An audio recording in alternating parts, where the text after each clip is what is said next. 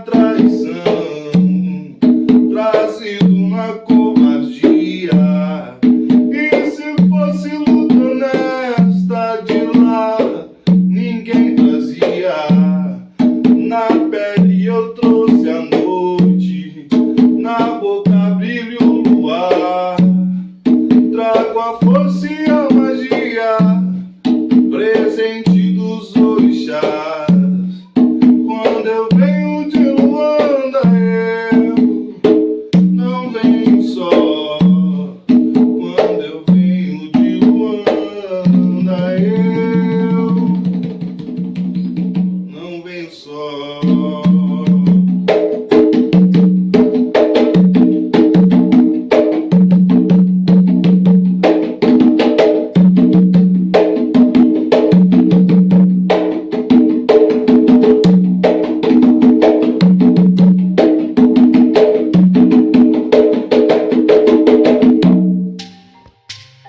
Reinos africanos.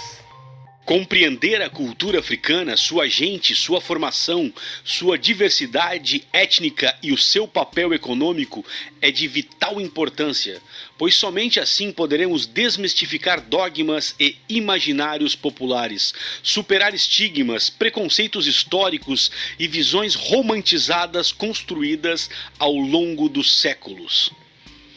A contribuição da África à humanidade é extensa. Por séculos, sua história foi relegada a segundo plano e contada nos livros conforme interesses étnicos e econômicos, geralmente partindo de um olhar eurocêntrico. Considerada berço da humanidade e da civilização, foi lá, por volta de 5 milhões de anos antes de Cristo, que surgiram nossos ancestrais mais remotos, assim como o surgimento do Homo sapiens há cerca de 160 mil anos, iniciando seu processo migratório mundo afora. Grandes impérios, reinos e civilizações floresceram e tombaram, deixando seus legados à humanidade, como a Grande Cartago, Reino de Kush e o Egito Antigo. Mas é entre os reinos e impérios que surgiram na chamada África subsaariana pré-colonial entre os séculos 9 e 19 que iremos conversar. Reino de Gana, Reino do Mali, Império Songhai, Reino de Benin, Reino do Congo, Reinos Iorubás. O preconceito racial, ora velado e muitas vezes explícito, geralmente impõe aos negros e negras subempregos na vida real, ou personagens subalternos na dramaturgia, muitos deles estereotipados. Somados ao preconceito medonho às religiões de matriz africana, como o Batuque e o Candomblé e suas derivações, geralmente associados a adorações demoníacas, sendo ainda hoje, em pleno século XXI, alvo de ataques violentos aos seus praticantes ou aos terreiros, legado este que permanece desde a Idade Média.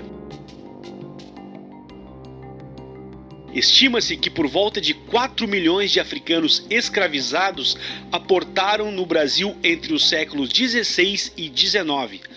Tratados como peças, negando-lhes qualquer vestígio de humanidade, justificados pelo pensamento da Igreja Católica medieval, a qual defendia a ideia de que esses negros não tinham alma, ou pior, eram associados a figuras demoníacas, representadas na maioria das vezes em afrescos como demônios de pele escura, nas pinturas Made in Europe.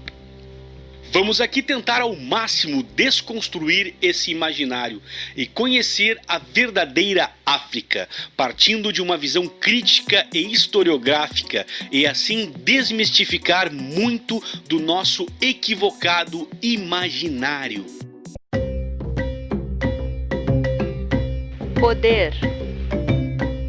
Na África, o poder estava mais relacionado ao controle de pessoas e rebanhos que ao domínio permanente de uma porção de terra.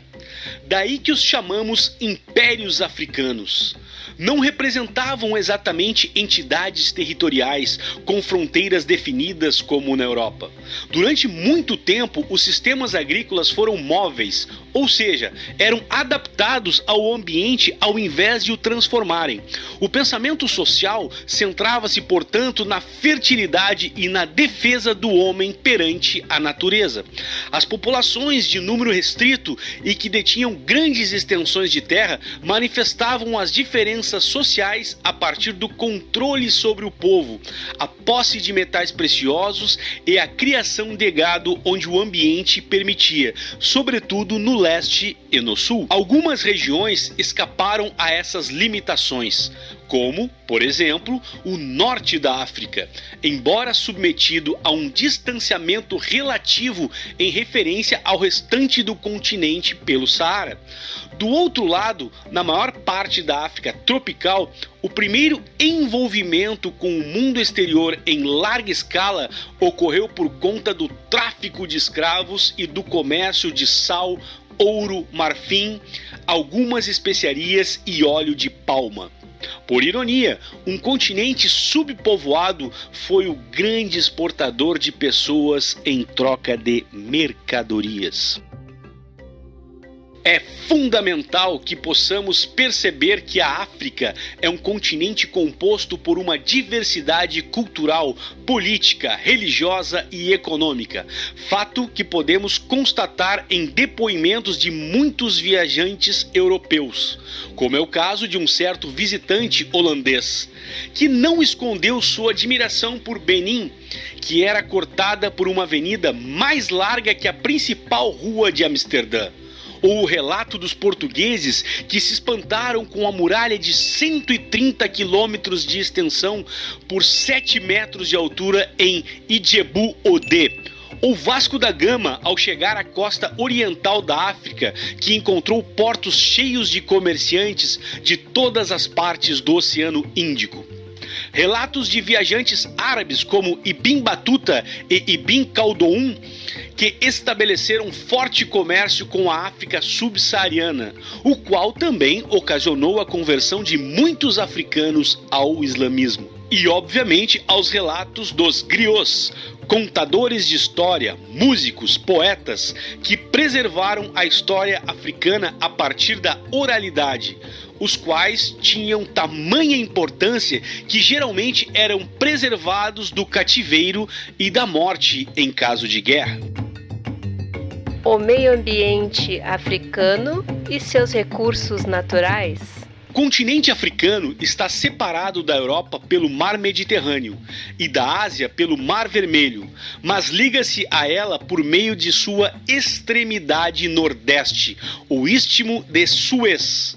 A principal subdivisão da África refere-se às duas regiões que ficam ao norte e ao sul do deserto do Saara: África subsaariana ou África negra, e norte da África ou Maghreb, que quer dizer ocidente em língua árabe. Sendo o terceiro maior continente da Terra, a África ocupa, juntamente com as ilhas adjacentes, uma superfície de aproximadamente 30 milhões de quilômetros quadrados, mais de 20% do total da massa terrestre, formando um espaço compacto.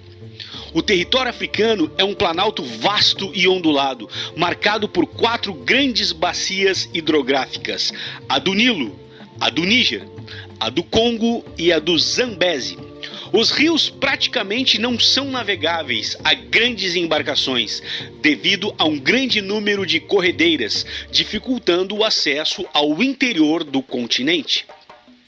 Logo abaixo do Saara fica a região do Sahel, constituída por uma faixa de 500 a 700 quilômetros de largura em média e 5.400 quilômetros de extensão, entre o deserto do Saara ao norte e a savana ao sul, e entre o Oceano Atlântico a oeste e o Mar Vermelho a leste. A África é riquíssima em recursos minerais, possuindo em seu subsolo a maioria dos minerais conhecidos, sobretudo os mais raros e valiosos, muitos deles em quantidades notáveis. Sua principal atividade econômica refere-se à mineração, principalmente nas grandes jazidas de carvão, reservas de petróleo e de gás natural, bem como as maiores reservas do mundo de ouro, diamantes, cobre, bauxita, manganês, níquel, rádio, germânio, lítio, titânio e fosfato. Não é à toa que muitos reinos africanos tornaram-se lendários por suas riquezas, especialmente pela abundância de ouro. Você deve estar se perguntando, mas como a África pode ter tanta riqueza e ser tão pobre? Neste capítulo vamos começar a abordar esta contradição. Contudo, somente no terceiro episódio da série África você conseguirá compreender melhor este contexto tão paradoxal, pois não podemos esquecer que são 500 anos de espoliação, saques e pilhagens deste continente. Reinos sudaneses. Os povos ao norte e ao sul do deserto do Saara estabeleceram diversas rotas comerciais. A partir do século VII, os árabes penetraram no norte da África e movimentaram ainda mais essas rotas. A região subsaariana do continente era conhecida pelos árabes como Sudão, que quer dizer Terra dos Negros. Nesta área formaram-se grandes reinos graças ao comércio transsaariano de cereais, ouro, marfim, pimenta, âmbar e escravos, que eram trocados por sal, conchas, tâmaras e tecidos. O comércio estabelecido com os árabes também proporcionou o contato dos povos que viviam nessa região com o que se harmonizou com algumas crenças e práticas religiosas locais. Cabe destacar que o Reino de Gana, o Reino do Mali e o Império Songhai foram 3 importantes reinos sudaneses. Reino de Gana. O Reino de Gana conheceu seu apogeu político e econômico entre os séculos 7 e 11. Durante o século 10, o reino foi dominado pelos Soninques, povo que atualmente habita o Senegal, que expandiram o domínio de Gana para as regiões ricas em ouro, do Senegal ao deserto do Saara. Por isso, o Reino de Gana também era chamado por cronistas árabes da época de Terra do Ouro. Entre as cidades do reino destacaram-se a capital Cumbi Salé e Aldagoste. A difusão do Islã no norte da África, o ressentimento de alguns povos berberes contra o domínio de Gana e as sublevações dos povos dominados colocaram o reino em franca decadência a partir do século XI. Aldagoste e Cumbi Salé foram tomadas e o reino mergulhou em conflitos étnicos até o século XIII, quando os últimos territórios ganenses foram incorporados ao Reino do Mali. Reino do Mali. O Reino do Mali desenvolveu-se entre os séculos 13 e 16, período em que impôs sua hegemonia sobre a bacia do rio Níger, constituído pelo atual Mali e por algumas regiões dos atuais Senegal, Guiné e Mauritânia. O reino expandiu-se com a anexação de vastas regiões no século XVI. O ouro e a noz de cola continuaram sendo as principais mercadorias comercializadas na região. As cidades de Gao, Djiné e Timbuktu, localizadas às margens do rio Níger, tornaram-se importantes centros mercantis e políticos do Mali. Timbuktu era um dos principais polos culturais e religiosos do continente africano, graças à presença de vastas bibliotecas, madrasas e mesquitas. Além disso, a cidade passou a ser ponto de encontro entre poetas, intelectuais e artistas da África e do Oriente Médio. O Mali foi o reino mais rico da África Ocidental durante 2 séculos, especialmente durante o reinado de Mansa Musa, que reinou entre 1312 até sua morte em 1337. Segundo a revista Money e muitos historiadores, foi o Mansa, palavra esta que quer dizer rei, o homem mais rico que existiu no planeta, tendo uma fortuna de valor incalculável, sendo ele o responsável por expandir as riquezas do império, que se concentrava sobretudo em ouro e sal, produtos que na época estavam altamente valorizados. Boa parte do que era usado desses recursos na Europa, África e Oriente vinha dos domínios de Musa. Para se ter uma ideia de sua riqueza, em 1324, a caravana de Mansa Musa até a cidade de Meca, cidade sagrada para o povo muçulmano, reuniu 60 mil homens, entre soldados, civis e escravos. Dentro deste batalhão havia 1000 assistentes pessoais de Musa e mais de uma centena de camelos carregando barras de ouro. Durante essa jornada, Musa parou em Cairo, capital do Egito, e resolveu fazer um singelo ato de caridade: doar ouro. Só que ele deixou tanto metal por lá que meteu o país em uma crise inflacionária que levou 12 anos até que a economia local se recuperasse.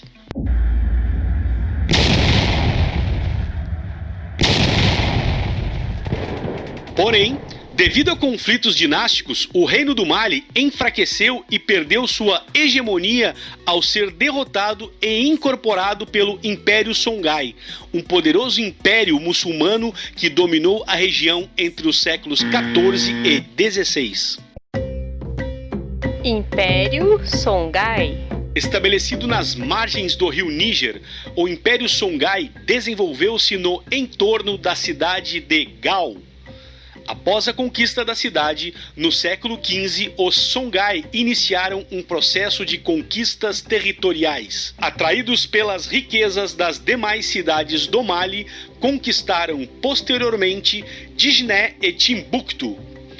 Diferente dos demais reinos africanos do período, o Império Songhai caracterizou-se pela forte centralização política em torno de seu imperador, chamado Askia. O imperador aboliu privilégios da nobreza africana e contratou intelectuais das universidades da região para exercerem postos de comando na administração das cidades e na burocracia do império. Além disso, a ciência islâmica alcançou grande desenvolvimento no império. As cidades de Djiné e Timbuktu passaram a abrigar milhares de estudantes que emigravam para estudar em suas madrasas e universidades. Apesar do grande desenvolvimento, o Império Songhai durou menos que seus antecessores. Disputas internas pelo poder e a invasão de Timbuktu pelos marroquinos contribuíram para o fim do império. Mesquitas e escolas islâmicas foram destruídas e as crenças tradicionais dos Songhai, anteriores à adoção do Islã, voltaram a florescer.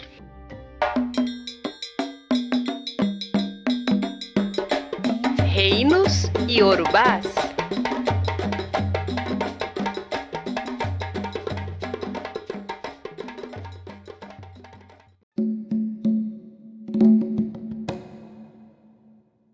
Os povos iorubás compartilhavam língua e culturas semelhantes e habitavam a região sudoeste da atual Nigéria. Eles constituíram sociedades tipicamente urbanas, com economias diversificadas e ofícios especializados. Esses povos criaram importantes microestados e reinos, caso da cidade de Ifé e do reino de Benin. Uma das características da tradição religiosa iorubá era o culto aos orixás, que se baseava em narrativas míticas. As narrativas eram transmitidas oralmente das gerações mais antigas para as mais novas, através dos griots, sendo contadas até hoje, inclusive no Brasil. Ô, meu netinho querido, dá um beijinho pro vovô. Para levantar as forças, se o peito estiver fraco, bom é tirar o sumo do saião, misturar com mel e beber. Ifé, o umbigo do universo. Ifé, Durante o século VI, era um conjunto de aldeias de agricultores e comerciantes, tendo como chefe político de cada aldeia um ancião, escolhido entre os mais velhos. A posição privilegiada de Ifé entre a floresta, a savana e o litoral tornou a região um movimentado entreposto comercial e importante centro religioso que recebia tributos de outros mini-estados iorubás. A posição privilegiada de Ifé entre a floresta, a savana e o litoral tornou a região um movimentado entreposto comercial e importante centro religioso, que recebia tributos de outros mini-estados iorubás. Segundo a mitologia iorubá, Ifé seria a origem de todas as coisas, o umbigo do universo, de onde os homens teriam se espalhado pelo mundo. Com uma arte refinada, figuras humanas eram representadas em bronze, cobre e terracota, ricamente adornadas com tecidos, colares e pulseiras, as quais representavam reis, soldados, músicos e deuses. Por volta do século XVI, Ifé ainda era o centro de peregrinação religiosa. Porém, a cidade declinou economicamente. As atividades comerciais ganharam novo impulso sob o comando do Reino de Benin, outro estado iorubá. Reino de Benin. Situado a sudeste de Ifé, o Reino de Benin teria se desenvolvido entre os séculos XII e XIII. A região era habitada havia milhares de anos por um grupo de povos denominados Edos, que se dividiam em vários mini-estados, chefiados por um Ovie ou Ogie. Aos poucos, esses mini-estados foram se fundindo por meio de alianças ou foram conquistados. Benin vivia do comércio, atividade que ligava a costa ao interior. Por suas rotas passavam produtos como sal, dendê, cobre, tecidos e contas, vindos de Ifé, da foz do rio Zaire, de Ijebu-Odê, entre outras localidades. No século XV, o território do Benin expandiu-se e o comércio intensificou-se com a inclusão dos europeus entre seus parceiros de negócios. Produtos como pimenta e marfim, cuja exploração comercial era monopólio do Obá, ou seja, o rei do Benin, assim como tecidos e escravos eram comercializados ativamente. Os artesãos do Benin se especializaram em esculturas de bronze e cobre. O bronze foi utilizado sobretudo para a confecção de placas para adornar as paredes do Palácio Real e o cobre em esculturas de cabeças para celebrar o poder dos monarcas. O reino desintegrou-se apenas no século XIX sob o domínio dos ingleses. Povos bantus. Os bantus são parte de um grupo linguístico que se formou há milhares de anos na região das províncias, hoje conhecidas como Katanga e Kasai, na República Democrática do Congo. Aproximadamente em 1000 a.C., os bantus começaram a migrar para o centro-sul do continente, atuais regiões de Angola, Congo, Camarões, Gabão, Uganda, Namíbia, Zâmbia, Moçambique, Botsuana e Zimbábue. Boa parte dos africanos que vieram para o Brasil pertencia ao grupo Bantu. Concentraram-se em regiões de produção de açúcar, onde reproduziram sua organização, arte e visão de mundo. Instrumentos como o berimbau e a cuíca, lutas como a capoeira, danças e cerimônias como cateretê, congada, caxambu, batuque, jongo, lundu, maracatu e coco de zambê são algumas expressões da presença dos bantus no Brasil.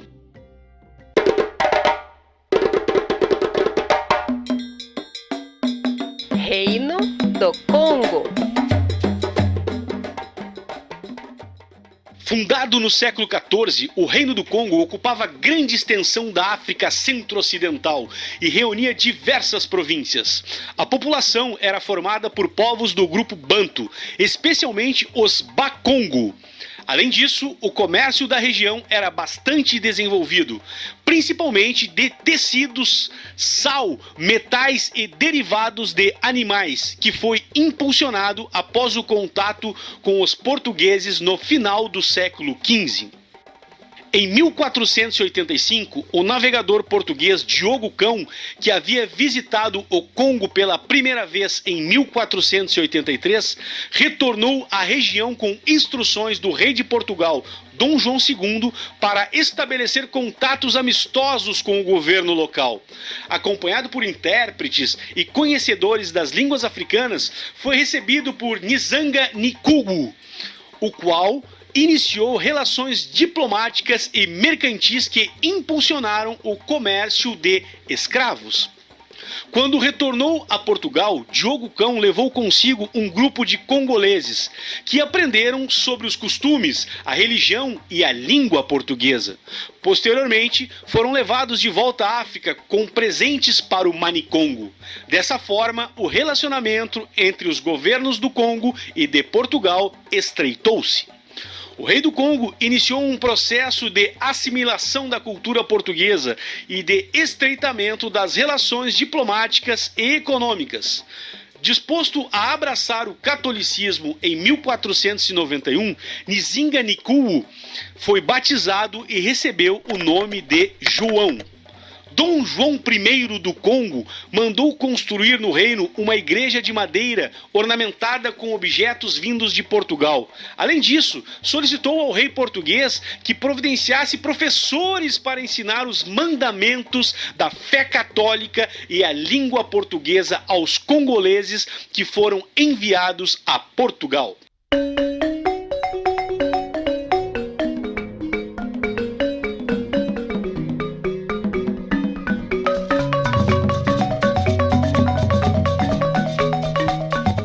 Após a morte de Dom João I, em 1516, ascendeu ao trono Nzinga Mibemba, conhecido como Afonso I do Congo, que governou por 37 anos.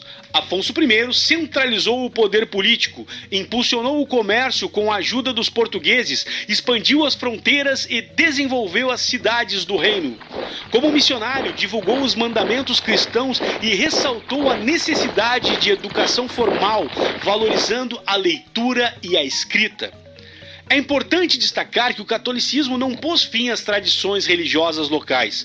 Houve uma mistura das crenças congolesas e católicas, dando origem a uma religião sincrética própria dos povos congoleses. As relações luso-congolesas estabelecidas no reinado de Afonso I entraram em lento, mas progressivo colapso a partir da segunda metade do século XVI.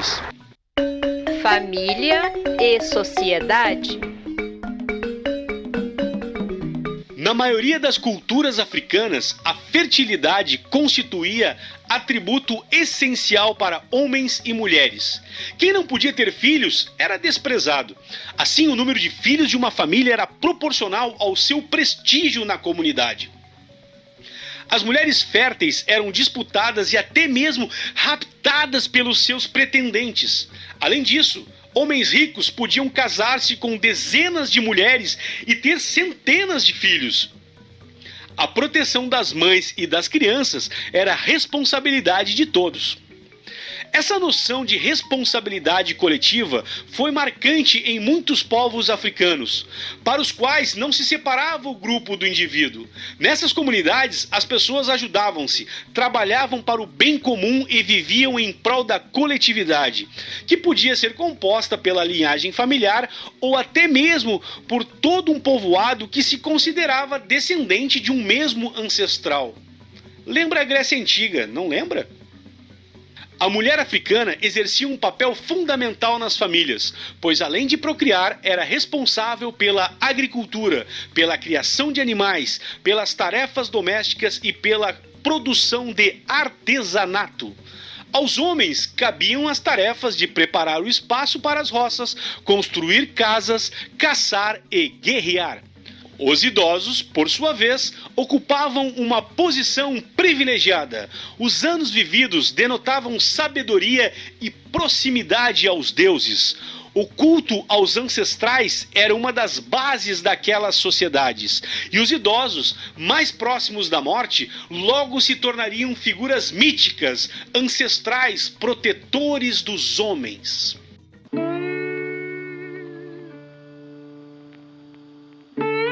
Escravidão africana.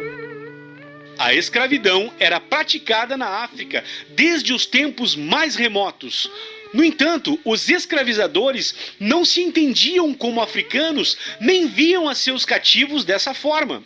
Eles se entendiam como membros de uma aldeia ou comunidade que falava a mesma língua e compartilhava as mesmas tradições. Dessa forma, os cativos eram, na maioria dos casos, indivíduos pertencentes a povos e culturas diferentes que, por serem inimigos, podiam ser escravizados. Na África pré-colonial, razões variadas podiam levar um indivíduo à condição de cativo. Em geral, eram reduzidos a essa condição os prisioneiros de guerra e os acusados de crimes como assassinato, roubo, bruxaria e adultério. Uma pessoa também podia oferecer a si mesma ou algum dependente familiar como garantia de pagamento de uma dívida, que, se não fosse quitada, levava a pessoa penhorada a perder sua liberdade. A escravidão praticada no interior da África pré-colonial não tinha caráter comercial. Nem a condição de escravo era passada de geração para geração.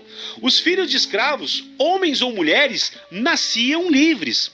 Em alguns reinos, os escravos homens serviam aos reis ou tornavam-se guerreiros, enquanto as mulheres podiam integrar, inclusive, os haréns da realeza. Comércio árabe de escravos. A escravidão também era praticada pelos árabes e, diferentemente do que ocorria no interior da África, era explorada comercialmente. Mais do que especiarias e pedras preciosas, os árabes tinham interesse em adquirir escravos africanos para comercializá-los nos mercados muçulmanos como escravos provenientes de outras regiões. Estima-se que os árabes tenham escravizado cerca de 5 milhões de africanos entre os séculos 7 e 19. Comércio europeu de escravos. A escravização de africanos se transformou em um grande negócio com o comércio transatlântico de escravos. Realizado inicialmente pela coroa portuguesa em acordo com as elites africanas, principalmente as do Reino do Congo, a venda de escravos negros para as colônias europeias na América tornou-se uma importante fonte de lucro para Portugal e, posteriormente, para Holanda, Inglaterra e França. O tráfico negreiro também enriqueceu reis e comerciantes africanos, que participavam desse negócio interessados em livrar-se dos povos inimigos e lucrar com os produtos e as riquezas oferecidas pelos europeus para a compra de escravos. Contudo, os lucros gerados pelo tráfico não trouxeram desenvolvimento material para os reinos africanos.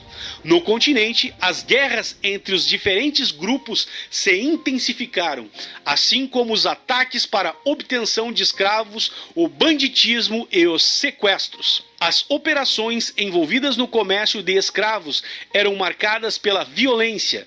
Milhares de pessoas morreram nas campanhas de captura, no percurso entre o interior do continente e o litoral, onde eram realizadas as negociações com os europeus, e, sobretudo, na viagem transatlântica, marcada por maus tratos, insalubridade e doenças. A exploração do tráfico negreiro para sustentar a prática da escravidão resultou na diáspora africana, ou seja, no deslocamento forçado de milhões de africanos em direção a ilhas do Oceano Atlântico, aos países europeus e principalmente à América.